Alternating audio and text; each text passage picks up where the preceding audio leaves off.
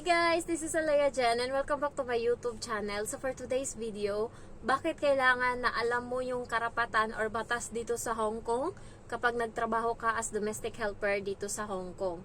So kailangan alam mo kasi nga maraming mga penalty dito kapag sa labas ka ng bahay. So nandun yung bawal kang magdura sa daan kasi ano yan, may multa yan. Bawal ka din na magtawid kapag nakastop yung stoplight kasi nga may mga pulis na nagtatago ngayon and mahigpit sila, especially bandang sentral. Mahuli ka nila, ang laki ng bayaran mo. So kailangan antay mo munang mag-go signal bago ka tumawid, ganyan. So next is kailangan alam mo yung wag kang, halimbawa pag nag-high ka, hindi pwede na magpa-rescue ka doon sa, halimbawa na disgrasya ka, may bayad na ngayon. Dati libre lang yun magpasundo ka ng chopper kapag emergency, ganyan, na-slide ka or nahulog ka dyan, ganyan. Pero ngayon may bayad na daw, kaya mag-ingat yung mga nag-hike dyan. And then next is, sa bahay naman ni Amo, maraming rules, kaya kailangan alam mo yung karapatan mo. Katulad na nung subscriber ko na pinapabayad siya ng uniform niya, kasi nga pinapa-uniform siya ngayon, babayaran niya daw yon. So para sa akin, pwede kong sagutin yun na hindi ako magbabayad ng uniform kasi hindi naman required dito sa Hong Kong na mag-uniform ng mga katulong. So ngayon, kung ipapag-uniform mo ako, dapat i-provide mo yun sa akin nang hindi ko babayaran. So gaganunin ko talaga. Sinabi ko na yan sa amo ko. And especially, dapat pag holiday mo, dapat 24 hours. Dapat yung day off mo. Okay lang naman na makisama ka sa amo mo, magtrabaho ka ng konti. Katulad ako sa umaga, lalagyan ko lang ng mainit na tubig yung initan, yung kettle or heater. Tapos handa ko lang yung ng bata, yung lagayan niya ng tubig, tapos chopstick, ganyan, para dalhin nila sa labas. Tapos yung mga pinaghugasan ko ng mga plato nung gabi, pangsalansan ko lang uli yun kasi tuyo na sa cabinet. So yun lang, wala naman akong ibang gawain kapag day off. Pag uwi ko naman is kung yung sahig may mga buhok akong nakikita, tapos parang maalikabok, inawalisan ko, tapos mag-refill lang ako ng tubig, tapos palitan ko yung tasa nila, and then okay na, tapos na yung holiday ko. Pero may iba na inuutusan pa talaga sila. Pero kung sobra na guys, wag nyo yung itolerate yung ganun. Sabihin nyo na, Madam, pakikisama lang tong akin ngayon, kaya nagtatrabaho ako kapag day off ko. Pero dapat diba hindi? Kung gusto mong ipagawa sa akin yan, bukas, kasi bukas, hindi ko day off, ganun dapat. Pero kasi pagka ganun, nagkakaroon ng conflict, nag-aaway, pinag-iinitan, kaya minsan, nakikisama na lang yung mga katulong. Katulad nung katulong ng kapatid ng amo ko, salbahe siya sa katulong niya, kaya umuwi din yun. Kasi nga, katulad din ng amo ko, buraot sa pagkain, pero mabait daw yun, sabi. Pero, ang ginagawa sa kanya sa day off niya, aantayin niya pang umuwi yung bata kasi umaalis yung mga yan pagkagabi. Sa labas sila kumakain. So buong araw wala. Pag uwi sa gabi, antayin niya pa na bumalik yung mga yan bago siya makatulog kasi nga papaliguan niya pa yung bata pag uwi ng bata sa gabi. Tapos siya pa magpapatulog kasi yung amo niyang babae tsaka yung lalaki nasa living room nakatambay hanggang anong oras. So siya yung tumatabi sa bata muna para patulugin. So sa akin dito, walang ganyan. Sinanay ko yung amo ko na hindi ganyan. Kasi alam niya din na ko yung batas. And by the way, kanina guys, naghahalongkat ako sa ukay-ukayan. So, naghalongkat ako. Itong suot ko na damit ngayon, 10 lang to. Ayan. Ano to siya? Short. Ayan, short. Ano ba tawag nito? Yan. Tapos, may nakita akong isang pantalon na baleno yung tatak, pero luma-luma na siya. Tapos nung pagtingin-tingin ko sa kanya, pag ko sa bulsa niya banda, medyo matigas. So parang tunog pera. Tapos nung tinignan ko, may pera nga, 10. Tapos may face mask. 10 na pera, tapos may face mask siya nakatabi. So kinuha ko yung pera. Tinignan ko muna yung nagbabantay kung hindi tumitingin. Tapos kinuha ko. Ay, binili ko ng damit. So eto, 10 lang tong binili ko na t-shirt para sa kuya ko. And then itong Uniqlo na t-shirt, tas yung damit. 3 lang yung nabili ko ngayon. Ayan. Ito, maganda kasi siya. Bigay ko sa ate ko. Plain lang. So, yan. Anuhin nyo lang yung mga karapatan nyo na dapat, kayo, kapag day off, huwag kayong pinapatrabaho. Tsaka, thankful na din ako sa amo ko kasi kapag day off ko, pwede lang akong tumambay sa kwarto. Pero konsiderasyon kapag summer, kailangan hindi mo bubuksan yung aircon kasi hindi ka nila sagutin buong araw. Kaya bakit ka magbubukas ng aircon kapag day off mo? So, hindi ko binubuksan yung aircon ko. So, dito lang ako tusta and hindi niya naman ako pinagbawalan kasi isang beses nandito ako, siguro mga alas 11 na yun, alas 12 ng tanghali. Sobrang init, summer. Tapos nandito lang ako sa kwarto. Pumasok siya dito, binuksan niya yung kwarto. Kunwari lang kinuha niya yung tubig sa likod, tapos pinakiramdaman niya kung nakabukas yung aircon, tapos naano niya na yung bintana bukas, tapos pumapasok yung init ba. So doon na ano niya na kahit pala hindi siya gumagamit ng aircon kapag day off niya. So simula nun pinabayaan niya na ako tumambay dito sa kwarto kapag day off ko, kasi parang yun yung time ko sa sarili ko. So yung amo ko kahit pa paano naman siya, medyo ilang lang siya kapag naano ko yung batas, kasi alam ko yung mga patakaran dito, alam ko kung saan ako pwedeng humirit, saan hindi, saan bawal, saan hindi. So alam niya yung limit niya din. Hindi niya kinukuha yung passport ko kasi bawal talaga yan, pero may ibang amo na kumukuha ng passport, so huwag niyong papayagan. And also yung holiday na kalahati, ngayon mo gamitin yung kalahati, tapos sa susunod na araw yung kalahati na holiday mo, hindi pwedeng ganyan, dapat whole day.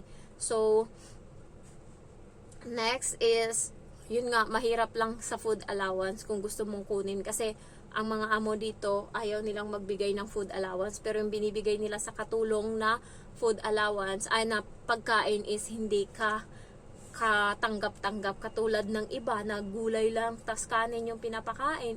So kaya namamayat kami dito sa Hong Kong. Ay lalo yung babae na kausap ko kahapon, siya guys, dumating siya dito, 74 kilo siya. Ngayon, 47 na siya. Sabi niya, payat pa ako sa'yo nung dumating ako dito. Buti ngayon, tumaba-taba na ako. Nung bago ako dito, sobrang payat ko. Grabe yung stress ko dito. So, yun. Anuhin niya talaga dito yung mental health mo siya, kasi parang mahina siya, yung utak niya ba, hindi kayang, kapag nakikita niyang nagdadabog yung amo niya, naapektuhan agad yung mental health niya. Siya, madamdamin siya ba, pag ako bahala ka dyan sa buhay mo. Kung ano lang yung sabihin mo, yan lang gagawin ko. Pag magtrabaho ako dito ng akin. So siya hindi. Parang dinidibdib niya lahat. Kasi kahit na naka 1 month na siya. 1 year na siya. So, wala na siyang nagawa. Nag-break na siya ng contract. And, yun, gusto niyang humanap ng iba daw na amo. So, yun nga, dapat dito handa ka. Pag pumasok ka dito sa Hong Kong as domestic helper, kailangan expect mo na hindi ka buhay prinsesa dito. Ikaw yung katulong, pinakamababa ka sa lahat, ikaw yung uutusan. Ultimo, tissue nila dyan na pinagsingahan, ilagay pa yan nila sa mesa para ikaw na magtapon. So, ganun dito kababa yung sa atin. Kaya, kailangan mo na sa sarili mo na, katulong ka dito. Dapat umakto ka na, tanggap mo, or Kasi nga, dito guys, ibang-iba sa Pinas. Kung sa Pinas, feeling prinsesa tayo. Ako feeling special ako doon. Yung kakain lang ako. Tapos arte-arte lang ako na masakit yung ganto ko. Pagod ako. Tapos pwede na akong humiga sa kwarto. Maghayahay. Dito is hindi pwede yung ganun. Dito antayin mo munang pumasok sa kwarto yung bata at yung nanay para makatulog ka, makapagpahinga ka din. Ganun yung ginagawa ko dito. And may nagtanong sa akin na isang subscriber kung wala na daw ba akong ginagawa, daw yung ginagawa ko, kasi stay in yung amo niya. So ako, pag wala na akong ginagawa, tapos parang nakumpleto ko na lahat ng mga gawain, tapos yung bata is may ginagawa, halimbawa nagpapiano or gumagawa ng homework, nandun ako sa kusina nakaupo, nagsiselfone, ganyan. Or kaya kung tulog pa yung bata, kasi priority ko dito is bata. Kung gising yung bata, lahat ng gawain ko, iwanan ko yan, bata, focus ako. So, kapag wala siya, nasa kusina ako nagsiselfone, ganyan-ganyan. Tapos, kapag gabi naman, inaantay ko muna yung bata na pumasok sa loob bago ako pumasok sa kwarto. Pero pag minsan sinasabihan ako ng amo ko, mauna ka na matulog, mamaya pa kami, maglalaro pa yung bata. Ayan, pumapasok na ako. Sinasabihan niya ako kasi minsan alas 11, alas 12 na, hindi pa natulog yung bata. So kagahapon, alas 11 na bago ako natapos kasi nga naglalaro pa kami ng bata. So yung bata talaga yung pinaka-priority ko. Pero pag sa tanghali naman, tapos wala yung bata dito, tapos ko na yung gawain ko, alas 2, ayan, umaakyat na ako dito sa kwarto, natutulog ako.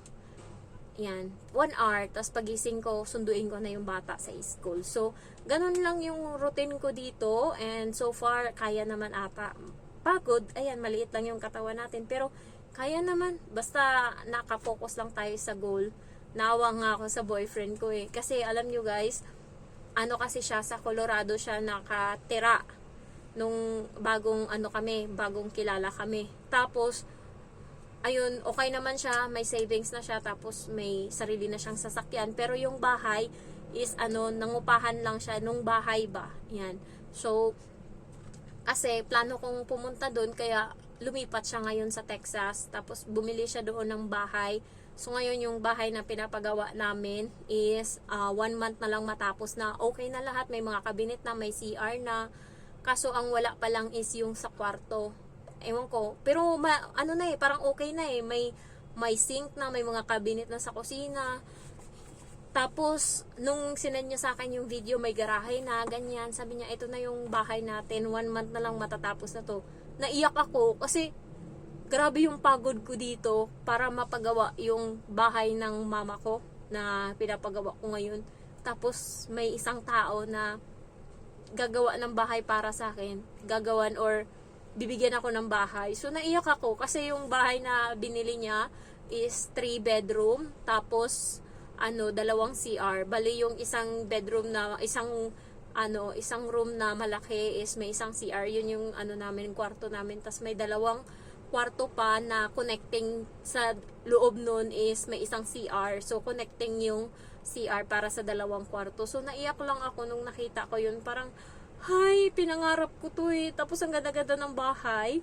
Pinangarap ko to eh. Pero naawa lang ako sa kanya kasi yung trabaho niya doon sa Colorado, hayahay lang siya, nakaupo lang siya, harap ng computer. Tapos ngayon, kailangan niyang mag night shift. Sa gabi siya nagtatrabaho. Kaya naawa ako kasi pagod na siya pag-uwi. Grabe talaga yung awa ko sa kanya. Tapos makikita mong pag-uwi niya sa bahay, kausap niya lang ako saglit. Pagkatapos niya mag-CR or mag-shower, wala na, natulog na siya. Buti na lang kanina, kapag break niya, tinatawagan niya ako para lang makausap. Kasi mas iba na ngayon. Dati, ang gaan lang, parati kami nag-uusap sa gabi, ganyan, sa day off ko, buong pero ngayon iba na. Kaya,